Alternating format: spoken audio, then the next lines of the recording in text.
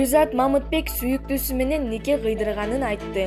Гулзат Мамытбек сүйүктүүсү Хуан Буэндия менен нике кыйдырганын социалдык тармактагы баракчасы аркылуу билдирди.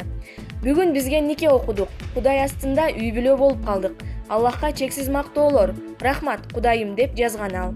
Мындай билдирүүгө көпчүлүгү күйөөң мусулманбы деген суроону беришти.